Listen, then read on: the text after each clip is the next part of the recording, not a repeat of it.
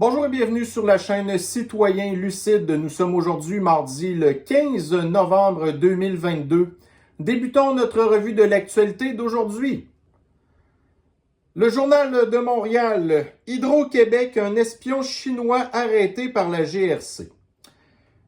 C'est pas vraiment surprenant. On sait que le Canada est infiltré par des espions chinois, que ce soit à l'Anti-Santé du Canada ou ce genre de choses-là. Donc, de savoir, en fait, que Hydro-Québec a été infiltré par un espion chinois, moi, ça me surprend pas. Honnêtement, c'est une histoire qui m'intéresse pas nécessairement. Écoutez, moi, je pense pas que l'espion était ici là pour prendre des informations pour éventuellement être en mesure de détruire nos infrastructures électriques, OK? On sait que les Chinois, c'est juste des copieurs, puis que, bon, ils ont énormément de projets hydroélectriques chez eux, puis que s'ils sont capables de ne pas être obligés de payer pour nos services, pour copier nos affaires, bon, c'est tel que tel. Fait que c'est pour ça que je vous dis que l'histoire ne m'intéresse pas nécessairement. Mais si vous me demandez qu'est-ce que je trouve le pire, de savoir qu'un espion chinois a été arrêté par la GRC à cause d'une histoire d'Hydro-Québec ou que nous savons que des conseillers de McKinsey sont dans les réunions des conseils d'administration de d'Hydro-Québec, là, pour leur dire après ça qu'est-ce qu'on doit faire, installer plus de coupe-gorge pour les oiseaux, des panneaux solaires fabriqués en Chine, ou même nous faire croire que nos barrages hydroélectriques sont mauvais pour l'environnement. Moi, entre les deux, je trouve ça pas mal pire de savoir que McKinsey est invité par Hydro-Québec pour faire partie de notre espèce de révolution de transition verte là, d'arnaque là, du climat, OK? Donc, en tout cas, bref, fait que peut-être que vous, ça va vous choquer, mais si vous le voyez de ce côté-là aussi, en tout cas, mais anyway, est-ce qu'on est vraiment surpris de ça? Comme d'habitude, pas du tout, parce que il n'y a plus rien qui nous surprend maintenant. Ensuite, TVA Nouvelles. Convoi de la liberté. Pas une menace à la sécurité nationale selon les espions. Donc, le SCRS, qui est l'équivalent à peu près de la CIA, en fait, au Canada, avait infiltré le convoi des camionneurs pour vérifier qu'est-ce qu'il en était. Donc, dans l'espèce de cirque de la commission d'enquête sur la loi en fait, que Justine avait voulu faire, la loi martiale, pour prétendre que le convoi des camionneurs, c'était une menace à la sécurité nationale, ben c'est ça. Donc, encore une fois, un témoignage. Puis là, écoutez, le CRS, là, ça, c'est une agence qui est pas mal tout le temps du bord du gouvernement du Parti communiste du Canada. Donc, de se faire confirmer qu'il n'y avait pas de danger. Anyway, regardez, probablement que vous les avez vus, les images du convoi des camionneurs, comme quoi que c'est probablement une des manifestations d'ampleur au Canada qui a été le plus pacifique, si c'est pas un modèle à suivre pour les... en tout cas, bref, de toute façon, écoutez, pour les manifestations, en fait, là, c'est pas évidemment les manifestations des antifas, aussi même des terroristes du climat qui font des manifestations, puis quand ils s'en vont, qui laissent traîner plein de déchets partout, et ou encore, je pense que, je sais pas si j'en parle dans mes affaires, mais en tout cas, il y a pas longtemps, là, des terroristes du climat qui ont été arrosés d'une substance noire, un tableau, donc je me souviens pas c'est lequel, là, donc dans une exposition, c'est-tu encore... c'est en Espagne ou quelque chose de même, en tout cas.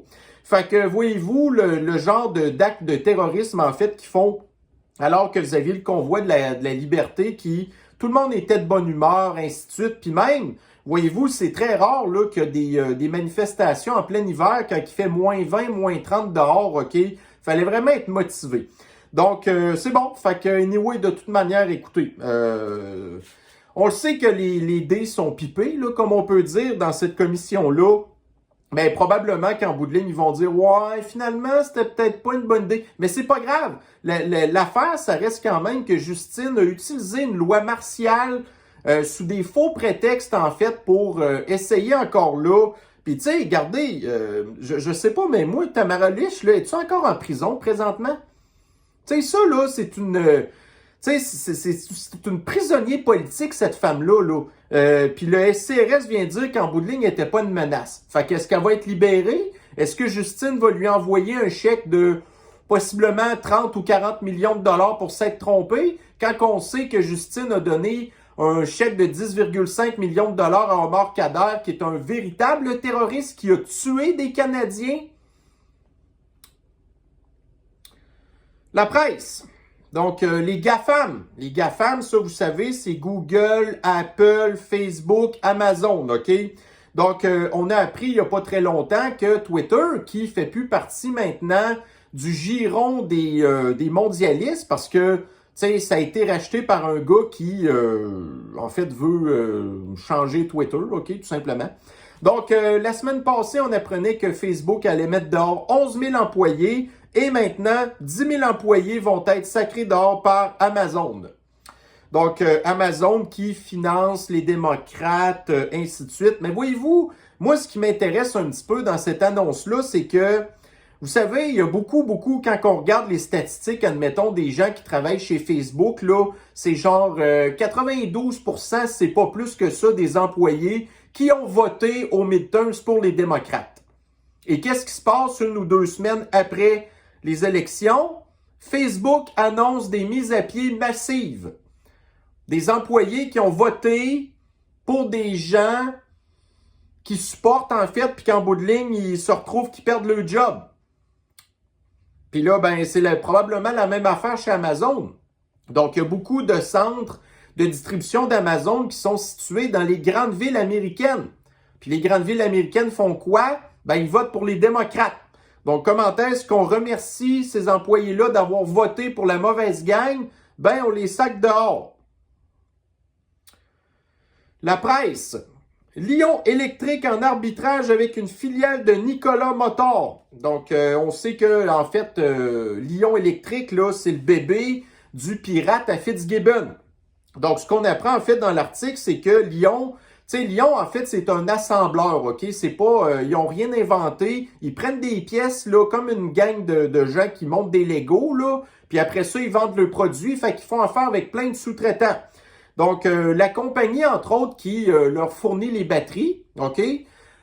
Donc, c'est une compagnie américaine qui a un deal avec un autre fabricant américain de camions. Donc, c'est un compétiteur, en fait, de Lion Électrique.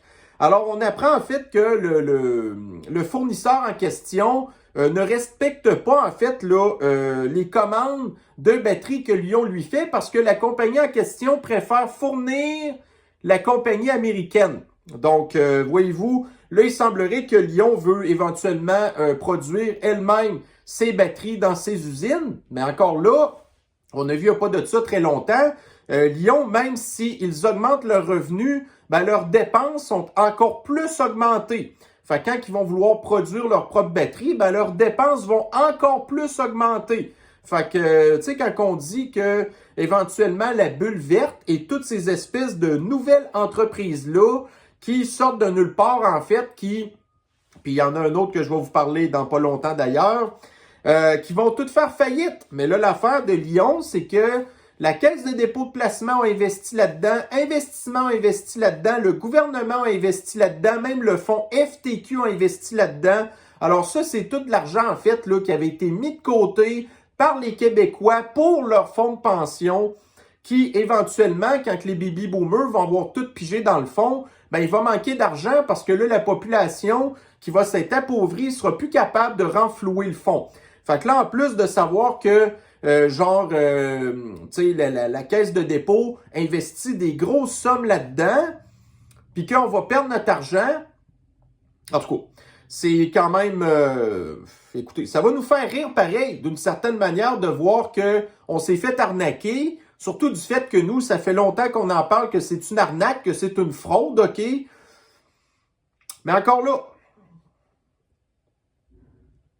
dans le Daily Mail, donc Rudy Giuliani, qui avait été accusé il y a de ça quelques mois par les démocrates encore là, en rapport avec une histoire en Ukraine puis tout ça. Ben là, écoutez, il n'y avait pas de preuves. Donc, Rudy, ben, il a été déclaré innocent, puis il n'y aura pas de charge contre lui.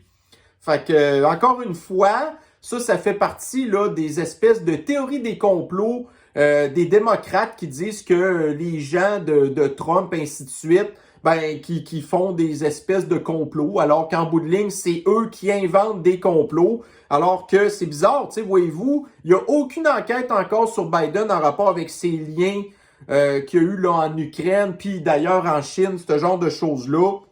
Donc, les démocrates préfèrent plutôt faire perdre le temps des Américains, gaspiller en fait l'argent des Américains, mais en bout de ligne, ils pensent aussi que ça leur sert. Donc, tu sais, voyez-vous, encore une fois, comme par hasard, là, il est blanchi de toute accusation après les midterms, pas avant, mais non. Donc, les démocrates font des fausses accusations pendant les élections pour faire passer Trump comme une espèce de, tu sais, veut dire, mais en bout de ligne, tout ça, on se rend compte que, tu sais, au même titre que le Russia Gate puis ce genre d'affaires-là, tout ça, c'était de la foutaise montée de toutes pièces par les démocrates. Reuters. Alors, donc, dans l'article, en fait, on nous explique pas mal où en est le fascisme sanitaire dans le monde. Donc, on voit que les endroits où il y a le plus de fascisme sanitaire, c'est beaucoup en Asie, OK? C'est une question culturelle, entre autres, et on apprend dans les pays occidentaux qu'un des pires endroits encore, c'est en Allemagne. Donc, l'Allemagne qui a un certain passé d'avoir certains régimes qu'on ne décrira pas trop ici pour pas se faire trop démonétiser ou censurer. Donc, c'est ça. Fait que si ça vous intéresse de voir où en est le fascisme sanitaire dans le monde, vous pouvez aller jeter un œil sur cet article du Reuters. Axios. Donc, il y a certains buildings dans les grandes villes. Donc, ici, dans l'article, on nous parle beaucoup, à New York, entre autres, qui sont en train de vouloir bannir les vélos électriques.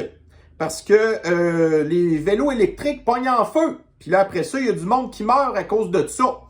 Fait que là, donc, évidemment, des gros buildings qui peut y avoir entre 100, 200, peut-être même plus que ça, habitants dans le bâtisse, de savoir que les vélos pognent en feu. Puis là, en plus, voyez-vous, dans l'image, là, c'est pas au rez-de-chaussée. Donc, il y a des gens qui, pour éviter de se faire voler leur vélo électrique, comme j'avais déjà parlé ici, un article du Journal de Montréal, en vidéo. Donc, ils valent une fortune, les vélos électriques dans la mire des voleurs. Donc, pour pas se faire voler leurs vélos électriques qui valent très cer, ben là, les habitants, ils laissent pas ça dehors attaché sur un poteau puis ils se le font voler. Donc, ce qu'ils font, c'est qu'ils rentrent chez eux. Mais là, ce qu'on nous explique dans l'article, entre autres, c'est que les standards de fabrication des batteries pour les vélos électriques, c'est pas très élevé. Donc, ça arrive que les gens savent pas non plus comment charger ça, ils laissent charger trop longtemps, et ainsi de suite. Donc, les vélos pognent en feu, donc dans l'appartement des personnes. Et après ça, comme on sait que les feux électriques, ben ça s'éteint pas aussi facilement qu'un feu avec un véhicule à gaz, par exemple, ou n'importe quel autre feu. Ben là, c'est ça. Donc, vous avez des bâtiments maintenant qui veulent interdire les vélos électriques. Donc, on nous enlève nos voitures à gaz. On est en train de vouloir tout faire pour nous enlever nos voitures électriques. On veut nous pousser à prendre le vélo. Mais là, c'est pas tout le monde qui est en forme nécessairement pour avoir un vélo ordinaire. Donc là, les vélos électriques, ça peut être une alternative. Mais là, voyez-vous, plus ça va, plus qu'ils sont en train d'interdire les vélos électriques aussi.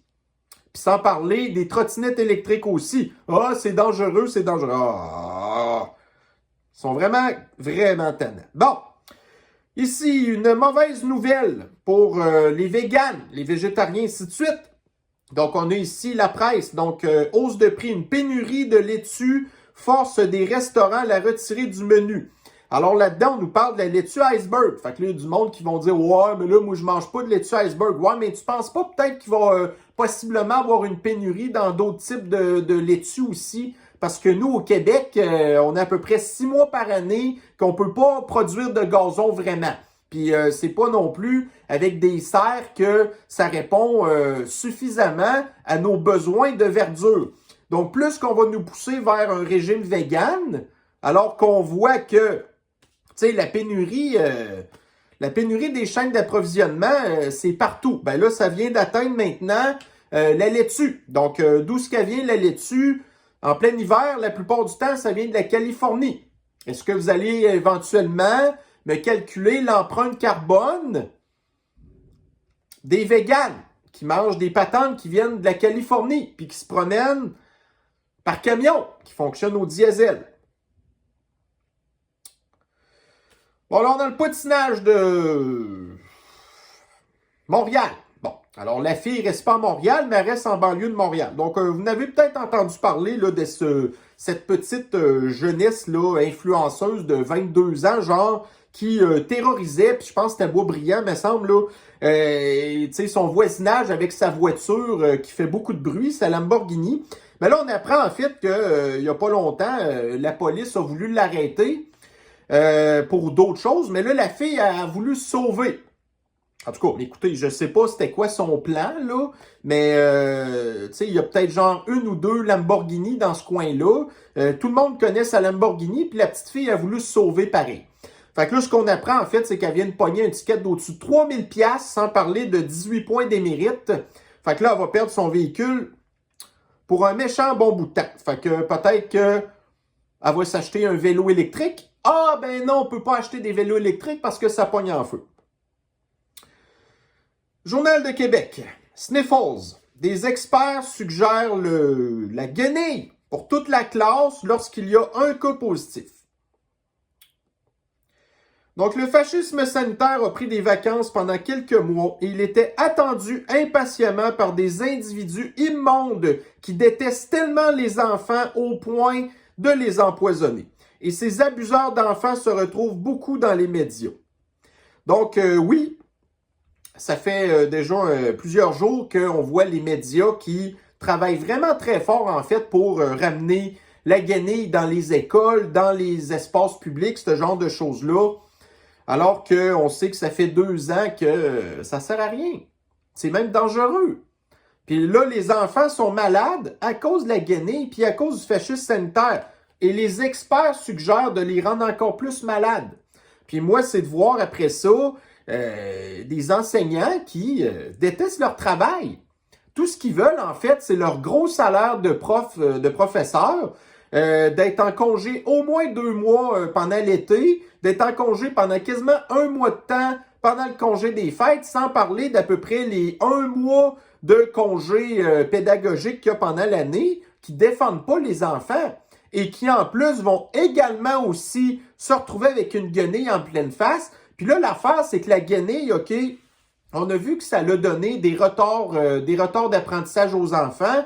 Les enfants sont malades, ainsi de suite. Après ça, les professeurs viennent se plaindre que c'est de plus en plus difficile d'enseigner aux enfants parce qu'ils ont toutes sortes de troubles de comportement, ainsi de suite. Mais en bout de ligne, les professeurs en sont grandement responsables parce qu'ils leur obligent des affaires de même, sans parler aussi là, de toute la propagande qui donne en fait aux étudiants, que ce soit en rapport avec les réchauffements climatiques, les patentes de genre, ainsi de suite. Donc, les professeurs, tu sais, en fait, là, comment je peux vous dire ça? Ils aggravent les problèmes des enfants en leur faisant croire toutes sortes d'affaires. Puis après ça, ils sont les premiers à se plaindre que les enfants sont rendus difficiles à enseigner. Ben, mais c'est de la faute des enseignants. Et Radio-Canada. Donc, aide financière historique. Le fédéral versera 1,7 milliard de dollars aux agriculteurs. Donc, les gouvernements ont imprimé des trilliards de dollars d'argent, donc depuis 2020, qui n'a jamais existé, provoquant un niveau d'inflation jamais vu en 40 ans, et on s'en va en récession à cause de ça. Trudeau a déjà dit un jour, et le budget s'équilibrera de lui-même. Ce clown qui a un diplôme honorifique d'une maternelle va amplifier l'inflation en agissant encore une fois comme un criminel qui imprime de la fausse monnaie. Et dans l'article, ce qu'on apprend, c'est que déjà cette année, il y a eu 2 hausses. 2 hausses, admettons, des produits laitiers, OK, qui totalisent environ 10%. Donc, l'inflation est d'à peu près 10%. Et ce qu'on apprend, donc en fait, ça veut dire que les producteurs de lait ne pourront pas nous dire qu'il y a un problème. Ils ont déjà eu leur 10% d'augmentation qui équivaut à peu près à l'augmentation de l'inflation, mais on sait que l'augmentation de l'inflation est beaucoup plus que 10%. Mais là, l'affaire, c'est qu'ils blâment aussi l'entente. Donc, le traité économique qu'il y a eu entre les États-Unis, le Mexique et le Canada, et qui a entre autres, influencer l'histoire de la gestion de l'offre. Parce que là, il y a des produits américains maintenant qui peuvent venir ici, et là, ça a bien sûr influencé nos producteurs laitiers. Alors, voyez-vous, encore une fois, une patente de mondialistes, là, qui ont voulu faire des traités économiques, OK, mondialistes, OK, qui, en bout de ligne, font que les traités dérangent nos producteurs locaux à nous et qui se retrouvent après ça dans une situation économique plus que pas de leur côté. Donc, voyez-vous, le contrôle mondialiste, c'est un échec. L'économie mondialiste est un échec aussi. Ça ne fait que éventuellement provoquer plus de problèmes, mais en bout de ligne, les prix, l'augmentation des prix là, des produits laitiers, parce que au Québec, là, la grosse majorité de nos produits laitiers viennent du Québec. Mais là, à cause des ententes mondialistes, la facture est encore une fois refilée à la population. Donc, dans 20 minutes, ça c'est un média français. Donc, un mot-clé anti-climat en tête des recherches sur le sujet sur Twitter. Donc, évidemment, on sait que Twitter, c'était utilisé par l'extrême gauche, en fait, pour passer leur message. Donc, leur désinformation, leur mésinformation, toutes sortes là, de patentes qui, en bout de ligne, ça pogne une certaine catégorie de la population, mais pas toute la population. Donc, j'ai été voir qu'est-ce que, en fait, l'histoire en question disait. Donc, oui, quand on tape climat dans Twitter, on est capable de tomber sur des publications. Mais là, l'histoire, c'est qu'on, il y a énormément de publications, en fait, qui dénoncent les mondialistes qui étaient en Égypte il n'y a pas longtemps et qui sont maintenant rendus en Indonésie, OK? Qui prennent leur avion, puis tout ce qu'ils font, ben, c'est de polluer la planète avec leurs gros avions qui sont des gros avions, OK? Et qui sont pas remplis comme ils devraient. Tu sais, quand on parle, par exemple, le 747 de Air Force One, qui est utilisé par Joe Biden, par exemple, ben, à la base, c'est un avion qui pourrait avoir jusqu'à 400 passagers. Mais, tu sais, il n'y a pas 400 passagers dans Air Force One. Au même titre que l'avion qui est utilisé par Justin Trudeau, qui est un Airbus A310, ben, théoriquement, c'est un avion qui pourrait transporter à peu près 120 personnes, c'est pas un peu plus que ça. Mais là, ils sont pas 120 dedans non plus. Donc, c'est ça. C'est la gang, en fait, de bien-pensants qui veut nous changer notre mode de vie et qui sont en bout de ligne. Bref, donc c'est ça qui est dénoncé dans 20 minutes, mais c'est pas ce que 20 minutes dit. Donc, ce qu'ils disent, en fait, c'est que les mots en question qui sont utilisés, ben, c'est tout simplement pour nier la réalité des réchauffements climatiques. Donc, ce qu'on fait, c'est qu'on dénonce les gens qui nous font croire ces choses-là, parce qu'ils sont les premiers hypocrites, en fait, à se foutre de ça. Donc, The Guardian. Alors, c'est ça. Donc, ça revient un petit peu, tu sais, là, à l'article du Reuters que je vous disais tantôt, où en est le fascisme sanitaire. Bon, fait que là, on voit qu'en Occident, les médias ils travaillent très, très fort, en fait, pour amener le fascisme sanitaire. Mais là, dans le The Guardian, OK, qui est un média du Royaume-Uni, ben là, en fait, c'est que ça parle beaucoup de l'Australie aussi. Donc là, nous, on s'en va en hiver. OK? Mais là, la particularité, c'est que dans l'hémisphère sud, quand nous, on devient en hiver, eux deviennent en été. OK? Fait que là, ils nous parlent en fait là-dedans des directives un petit peu contradictoires concernant entre autres le port de la guenille. Donc là, dans les médias, ils nous font croire en fait qu'il va y avoir une augmentation des cas de sniffles en Australie. Mais là, l'Australie s'en va en été. Et les cas de sniffles, on a vu qu'il y en a plus en hiver. Mais là, en Australie, ils s'en vont en été. Mais là, l'affaire, c'est que les mondialistes, ils n'ont pas compris comment ça fonctionne, là, l'épidémiologie. OK? Donc là, leur contrôle social, ils veulent l'appliquer partout en même temps. Parce que ces gens-là, ils ne suivent pas la science. Parce que s'ils suivaient la science, ils sauraient que la sniffles, il n'y en aura pas vraiment en Australie dans les prochains mois parce qu'ils vont être en été. Fait que là, pour ceux qui vont me dire, tu dis n'importe quoi, je le sais, c'est pas vous, là, mais tu sais, admettons, une espèce en tout cas, de malade, là, qui vient de l'extrême gauche. Alors, on va lui montrer des petits graphiques.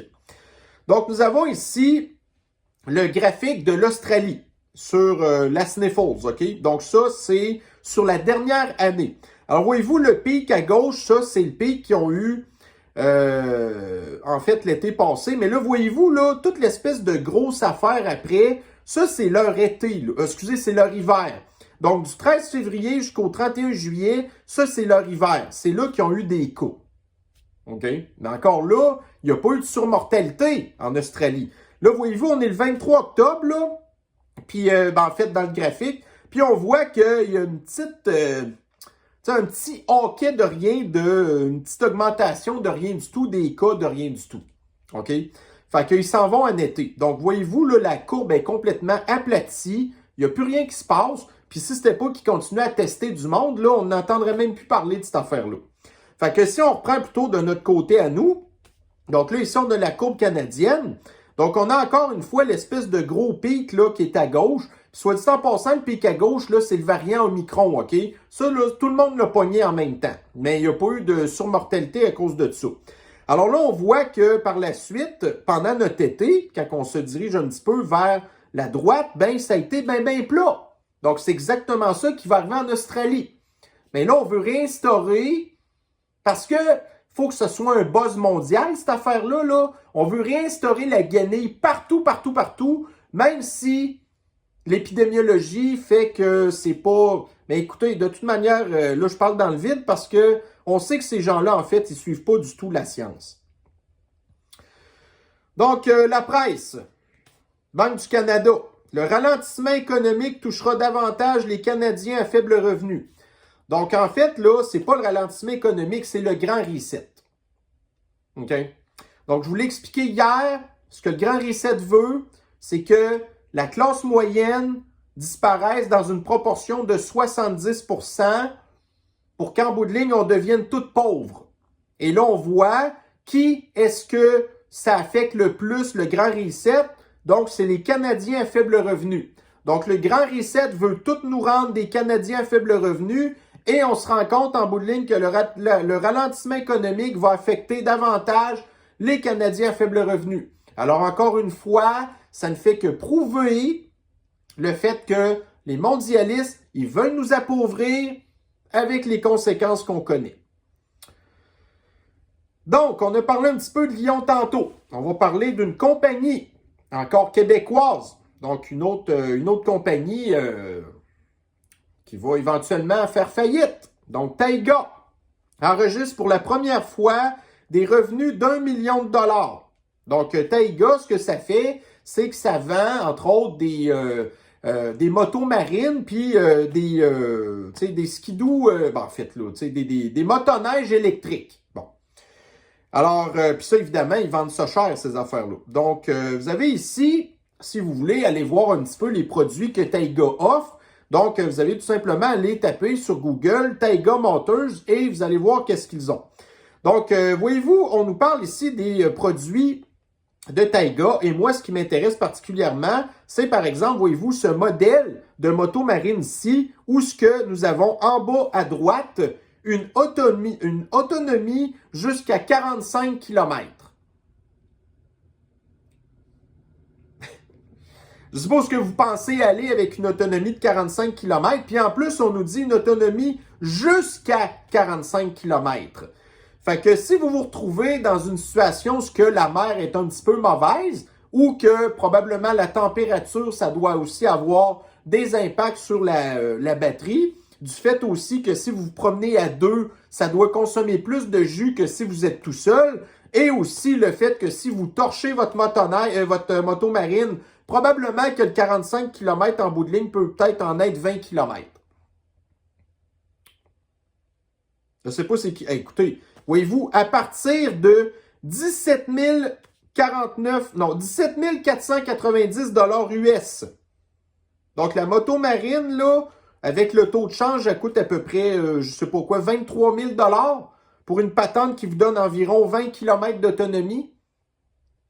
Et si vous pensez que c'est mieux pour les motoneiges, donc la motoneige nomade, alors nous avons ici, toujours à partir de 17 490 US. C'est une motoneige à peu près à 23 000.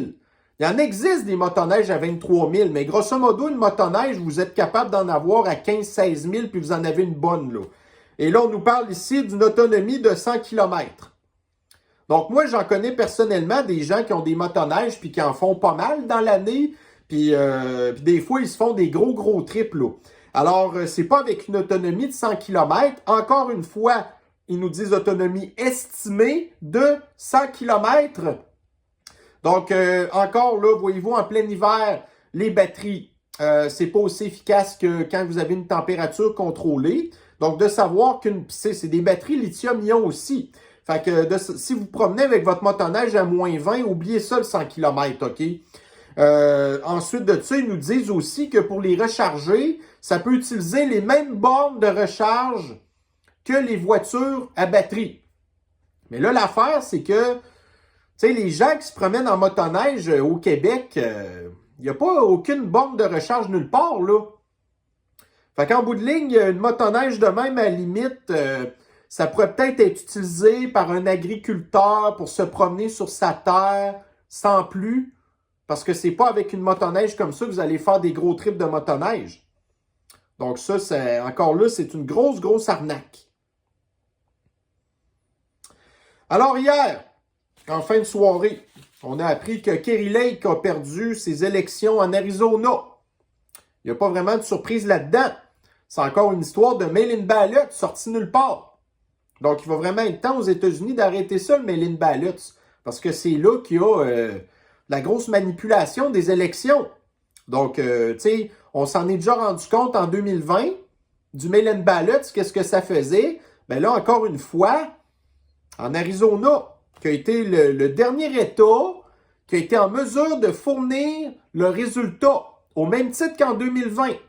Donc, c'est vraiment en Arizona, quasiment, puis dans certains autres États, que ça a fait une différence au niveau du résultat des élections. Donc là, vous avez le résultat des élections qui a été donné partout dans les autres États américains. Puis là, en bout de ligne, vous avez, comme par hasard, l'Arizona qui sert tout le temps de buffer, que si en bout de ligne, l'élection n'est pas du côté des démocrates, ben là, comme par magie, il apparaît des mail-in ballots, puis là, tout d'un coup, ben voyez-vous, ça favorise les démocrates. Donc, le USA Today, on apprend qu'il y a de plus en plus d'adolescents, des adolescents aux États-Unis qui subissent une opération d'un bypass. OK, vous savez, ça, c'est comme vous enlevez une partie là, de votre estomac puis de votre intestin. OK? Donc, des adolescents qui subissent ça parce qu'il y a des problèmes d'obésité. On en a parlé hier. Tu sais, comme on disait juste au Québec, c'est plus que le quart des Québécois qui sont rendus obèses à cette heure. Mais là, de savoir que des adolescents subissent ça, puis encore une fois, au même titre que vous avez des professionnels de la santé qui font des chirurgies à des adolescents pour leur enlever leurs organes génitaux, les mutiler en fait, là, sans parler en fait de Big Pharma qui fait énormément d'argent parce que ces gens-là ont besoin de remplacer leurs hormones par d'autres, là. Fait que Big Pharma fait plein d'argent là-dedans. Là, vous avez des médecins qui sont payés. Puis un bypass, là, ça coûte super cher, OK? C'est une opération qui doit chiffrer aux alentours d'environ 30 000 $ au Québec. Donc, aux États-Unis, ça doit coûter encore plus cher.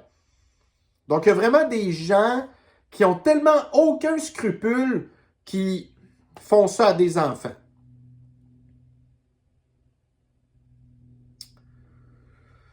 Bon, alors ici, ça, je pense c'est hier. Donc, il y a eu encore une fois des jeunes qui ont perdu la vie aux États-Unis à cause, là, en tout cas, d'un fou, OK? Mais l'affaire, c'est que, tu sais, on est habitué aux États-Unis d'en entendre parler, mais on est très habitué surtout d'en entendre parler quand que c'est fait par des Blancs, puis surtout dans des États républicains. Mais là, l'affaire, c'est que c'est arrivé dans un État démocrate et la tuerie en question a été faite par un Noir qui a enlevé la vie prématurément à d'autres Noirs. Donc, étant donné que ça ne fit pas trop dans le narratif des médias, on n'en a pas trop entendu parler. Alors, encore dans le Daily Mail, donc, écoutez, les démocrates, on sait comment est-ce que ça a été un flop monumental, comment est-ce qu'ils sont sortis de l'Afghanistan l'année passée, les talibans ont repris la place, puis là, ils viennent d'instaurer full-time la charia, avec le fait là, que vous pouvez être lapidé, vous pouvez flogging, je sais pas ce que ça veut dire, et vous pouvez vous faire amputer des membres. Ouais. Fait que les mondialistes veulent contrôler nous, qu'on fait rien de mal, pendant que vous avez des vrais régimes, là, fascistes. Mais ça, on les laisse faire, anyway, parce que de toute manière, les démocrates, quand ils sont partis de l'Afghanistan, en bout de ligne, les talibans sont devenus amis avec les Chinois, qui vont pouvoir exploiter les ressources des talibans. En fait, les ressources de l'Afghanistan. True North. Donc, le gouvernement fédéral a acheté des millions de pins avec le drapeau canadien qui ont été fabriqués en Chine.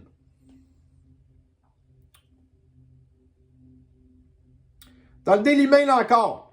Donc, le titre, le Spermageddon. Spermageddon. Alors, on apprend que depuis les années 70, donc, le nombre de spermatozoïdes que les hommes produisent a été coupé de moitié et que même que dans les années 2000, la baisse a été encore plus importante. Donc, encore une fois, les mondialistes veulent faire la dépopulation. On voit que pour toutes sortes de raisons, OK, que ce soit des raisons de société, des raisons de consommation d'affaires, des raisons... En tout cas, écoutez, il y a vraiment beaucoup de choses à dire là-dessus, là. Mais on voit que d'une manière ou d'une autre, il y a un déclin au niveau des possibilités pour l'humanité de se reproduire. Puis ça, c'est encore pire, entre autres, dans les pays occidentaux. OK? Mais on continue à nous achaler. On continue de provoquer la mort accélérée de l'humanité avec le grand reset, l'arnaque là, de la bulle verte, puis toutes ces affaires-là, alors qu'on voit que c'est déjà comme en train de se faire pour toutes sortes de raisons. Comme je vous dis, ça peut être juste au niveau sociologique. Donc, la féminisation de la société, la consommation de toutes sortes de produits. On nous reparle d'ailleurs, entre autres, dans le Daily Mail, comment est-ce que la consommation de potes faisait baisser le niveau de testostérone et de spermatozoïdes. Pourquoi vous pensez que les États démocrates et que en tout cas des feluettes comme Justin Trudeau veut pousser beaucoup la consommation de potes?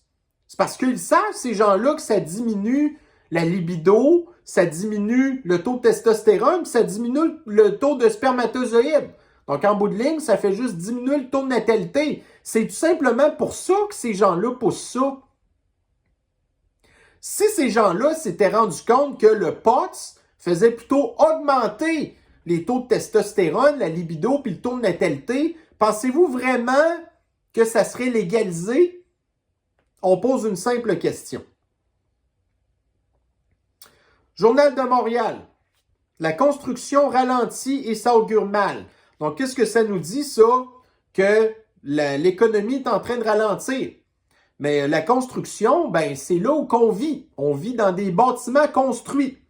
Mais là, l'affaire, c'est qu'avec le vieillissement de la population, la crise du logement, ça serait pas nécessairement tant grave que ça dans plusieurs années. Mais là, l'affaire, c'est que vous avez encore une fois le psychopathe de Justine qui veut nous obliger, encore là, de rentrer des millions de migrants illégaux dans le genre des talibans puis leur culture à eux, là.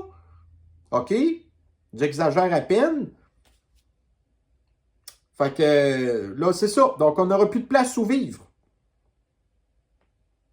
Puis c'est ça que ça fait le ralentissement de l'économie. Donc, quand l'économie ralentit, les gens n'ont plus les moyens de s'acheter des maisons. Fait qu'on n'en construit plus. Mais là, il y a une crise du logement.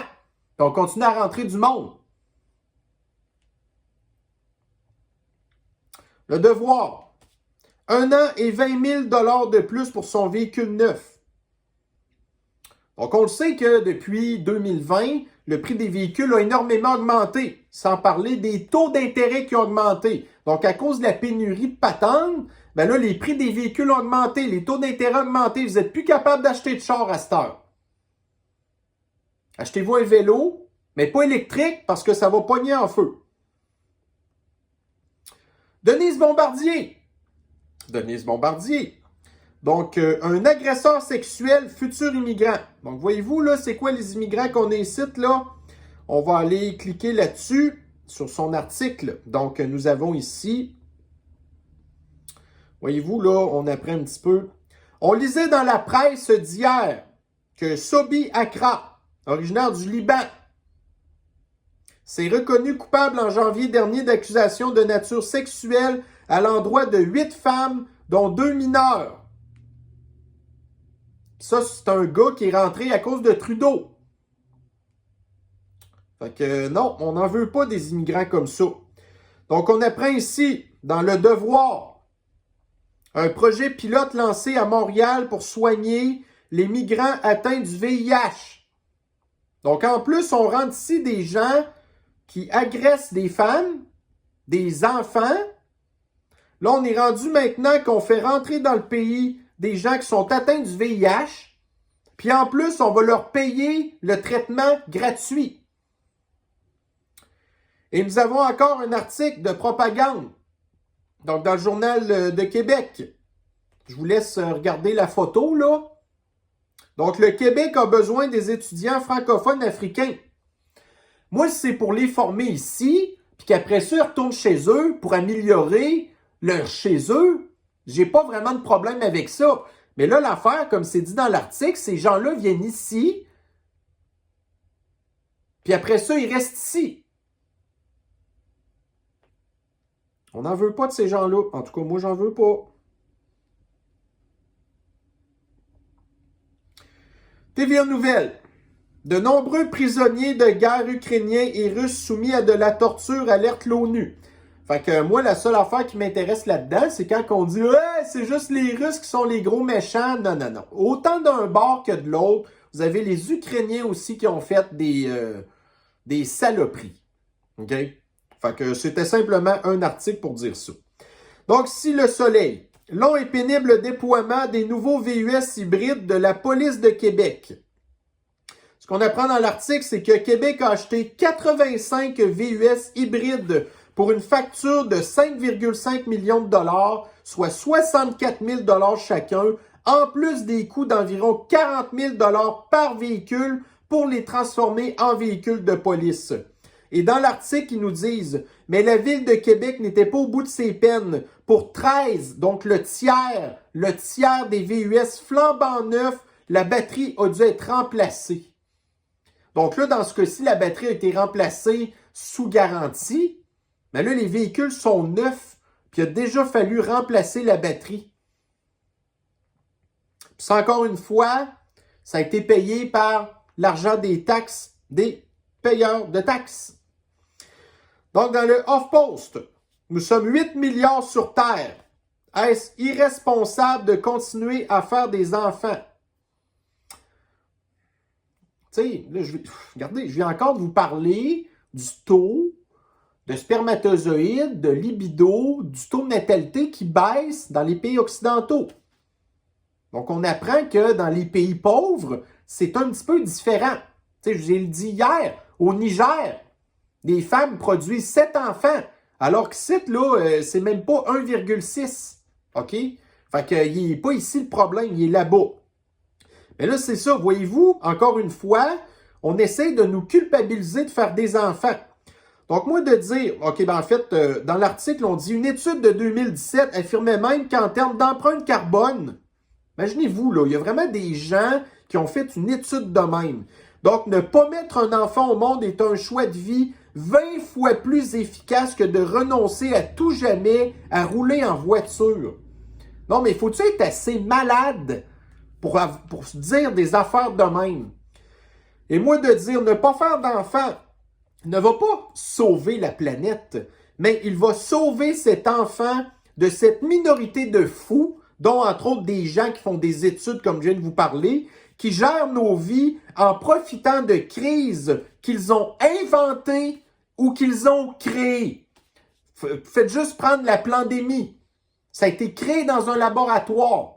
Puis ils voulaient utiliser cette pandémie-là pour tout ce qu'on est en train de vivre présentement, puis d'autres affaires que je vais vous parler qui s'en viennent. Faire le choix de ne pas faire d'enfants, peu importe la raison, c'est les faire gagner. Fait que si vous ne faites pas d'enfants pour sauver la planète, ben vous les faites gagner.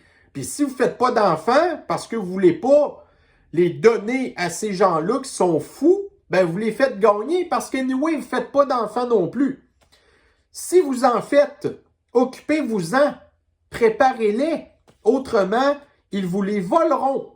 Puis pas nécessairement en les kidnappant, mais en les endoctrinant avec les affaires qu'ils apprennent dans les écoles, de ce qui se passe dans les plateformes de réseaux sociaux. C'est comme ça qu'ils vous volent vos enfants.